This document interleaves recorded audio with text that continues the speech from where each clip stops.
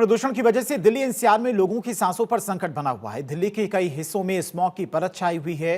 CPCB यानी कि central pollution control board के मुताबिक कई इलाकों के आसपास AQI 384 है, जिसे बहुत खराब कैटेगरी में रखा गया है। जहरीली हवाओं के कारण लोगों की आंखों में जलन और गले में इंफेक्शन के मामले तेजी से बढ़ रहे हैं। सरकार ने शॉर्ट टर्म एक्शन प्लान के रूप में दिल्ली के सभी 13 पॉल्यूशन हॉटस्पॉट पर पानी का छिड़काव, सड़कों की मरम्मत और कूड़े के निस्तारण जैसे कुल 9 पॉइंट का एक्शन प्लान बनाया है। हालांकि ये प्लान जमीन पर कम ही दिख रहे हैं। सीएक्यूम ने कहा है कि जो उपाय पहले ग्रैप स्टेज 4 के तहत गंभीर कैटेगरी के लिए रिजर्व थे, उन्हें अब स्टेज 3 में लागू किया जाएगा। दिल्ली के मुख्यमंत्री रेखा गुप्ता ने पूरे शहर में रेजिडेंट वेलफेयर एसोसिएशन और सुरक्षा कर्मियों को 10,000 इलेक्ट्रिक हीटर वितरित करने की घोषणा की है। मुख्यमंत्री ने यह घोषणा सर्दियों के मौसम में लकड़ी और कोयला जलाने से होने वाले प्रदूषण पर लगाम लगाने के मकसद से की है।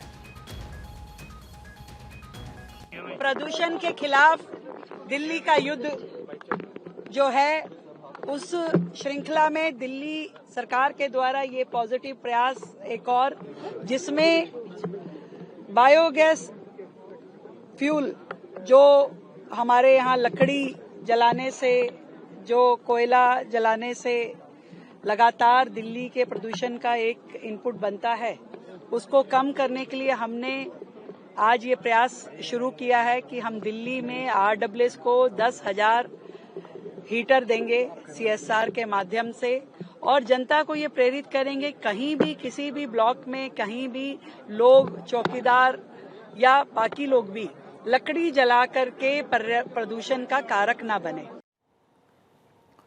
आम लोगों से लेकर सेलिब्रिटी भी इस प्रदूषण से परेशान है। दिल्ली में वायु प्रदूषण की स्थिति पर अभिनेत्री कृति सेनन ने कहा है कि मुझे नहीं लगता कि कुछ भी कहने से मदद मिलेगी। प्रदूषण बद से बदतर होता जा रहा है। मैं दिल्ली से हूं और मुझे पता है कि पहले क्या स्थिति थी और ये और भी बदतर होता जा रहा है। इसे रोकने के लिए कुछ करने की जरूरत है, नहीं तो ये एक ऐसी जगह पर पहुंच जाएगा जहां हम एक दूसरे को अपने बगल में खड़े नहीं देख पाएंगे। प्रदूषण के कारण सिर्फ दिल्ली वाले ही नहीं, दिल्ली एनसीआर के लोगों की भी हालत खराब हो रही है।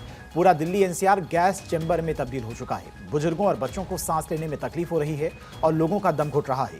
केंद्रीय प्रदूषण नियंत्रण बोर्ड के हिसाब से घने कोहरे की वजह से एयर क्वालिटी इंडेक्स बेहद खराब श्रेणी में है, जिसके चलते यूपी की योगी सरकार ने नोएडा और गाजियाबाद में डीजल ऑटो बैन कर दिया है।